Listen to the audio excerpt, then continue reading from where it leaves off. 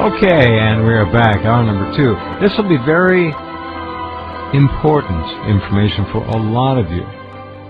Illustrative of what's really going on with Google, which has more tentacles than 10 octopi. And Google is also involved in some very, very heavy-duty advanced research, a lot of which we don't even know about. In terms of mapping, learning to control, manipulate, and otherwise influence your DNA. It's all about control. Total, absolute, cradle-to-grave control. And here tonight to talk about this is Leuren Moret, who broke the story on this program of Google's nefarious deeds, which very few people outside of you folks listening have a clue about. Welcome back, Leuren. Oh, good evening, Jeff. Thank you so much. This is really exciting to be able to continue updating the Google story. Oh, it's huge. It's huge. They are doing things. I mean, look at that cute little logo. All right, about as harmless looking and non-threatening as it could be. People just don't understand the power, which is growing enormously all the time. Google has the total sanction and backing of the international elite who are running the show, and they are making really no bones about where they're going, and where they're going is total control. Look what they've done with their satellite, their ground cams going by down your street. Unless you really raise hell, your picture is on the internet, your home, your residence, your privacy. What privacy? It's all part of the TSA PSYOP. There are many facets to it of taking your dignity away, breaking you down, and making you completely malleable and easily manipulated and formed into any kind of mass they want. Leuren, go ahead. Well, let's talk about the Internet, the history of the Internet, because that really exposes who is behind these programs and who the architects are. I was at Leuren Moret lab as a research scientist from 1989 to 91. And what I learned is that the backbone of the Internet was developed at Leuren Moret. The reason they developed it was out of concern for contractors working for the Department of Defense who had to be physically located close to each other so that they could communicate and collaborate on DoD projects. And the DoD developed the Internet as a sort of an email system so that contractors could decentralize and be scattered around the United States so that if there was an attack, they would not all be taken out by a few bombs in one central location. Sure. So, from the beginning to the middle to the present, the Internet is Department of Defense. It's Pentagon. It was set up by the Pentagon. It's controlled by the Pentagon. And it's being used by the Pentagon to control the masses. That is the purpose. There's no other way to describe it. Agreed. So, then, once they got the Internet set up, they gave it to us to use like a new Maserati, and everybody had lots of fun for 20 years on the Internet. Well, it's totally addicting, of course. It's completely addicting, but what they're doing is distracting, again, the people, the public, the population from social connections, community connections.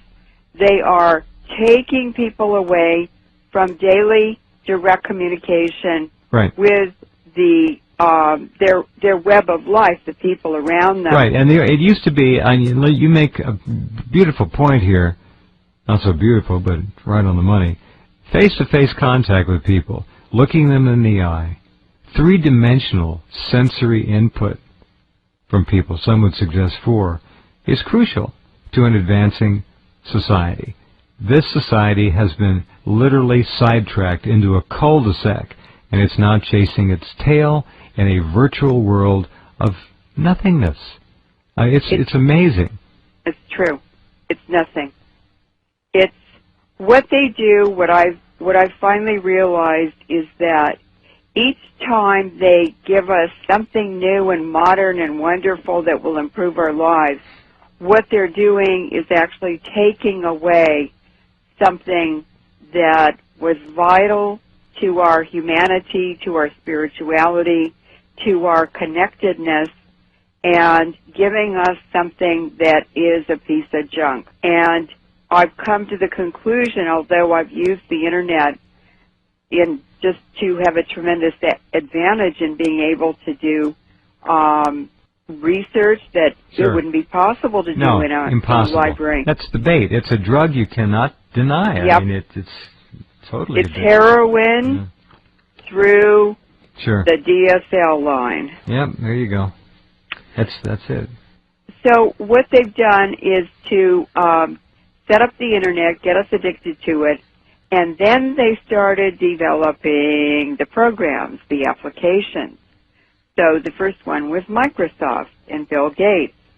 And Microsoft was set up so that there would be one global operating system that the U.S. government had a backdoor into for all computers everywhere in the world. Right.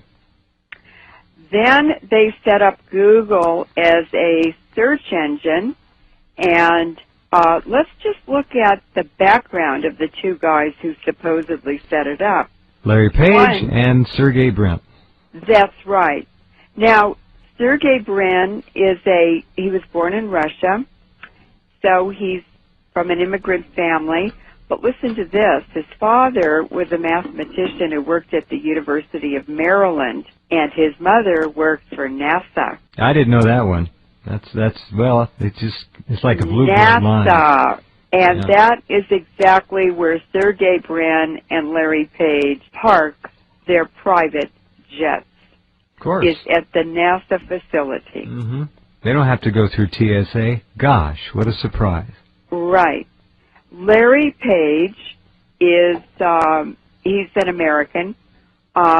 His parents were both computer science professors at Michigan State University, and his father was one of the top experts in the United States on artificial intelligence. Now, Sergey Brin married a Polish-American woman called Anne Wojcicki, and she had started, actually, Sergey and Larry Page started Google in the garage of her sister.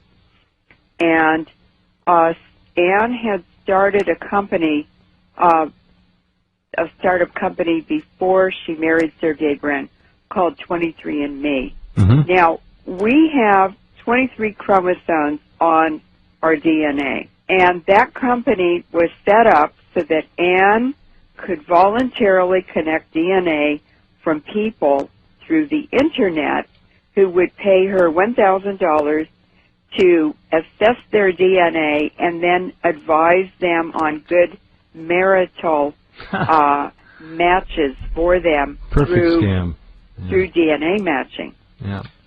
Now, what's interesting is Larry Page married Lucinda Southworth, who has a PhD in biological information systems.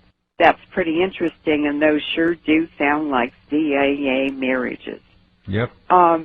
So, as soon as Anne Wojcicki married Sergey Brin, she was given millions of dollars in venture capital from Google the day of the wedding. I think she got $20 million just to start. Right. And I live in the San Francisco Bay Area, and I drive over the San Francisco Bay Bridge or around the East Bay fairly frequently, and I can't tell you in the last year how many times I have seen that blimp from down there in the South Bay where they park their airplanes.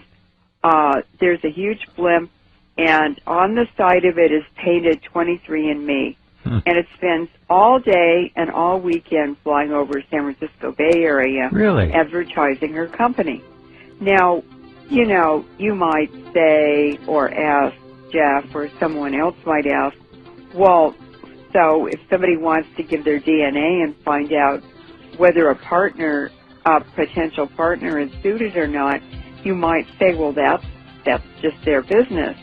But that's not true, because if you get one person's DNA in the family, you have everyone's. That's right. All right, hold on. Leuren Moret is our guest tonight, a longtime friend of good people everywhere on the planet. Her work on depleted uranium, of course, really knows no bounds and needs not much of an introduction. She's talked about it too many times to count around the world and on this program as well. We're talking about Google and DNA and control. And we'll be back. Okay, back with Leuren Moret. Next time you hit the Google search function, just keep in mind that your finger is doing a lot more than simply looking up information. You're helping to propel a monster on the planet. It is a beast. It's unbelievable what's going on. Go ahead.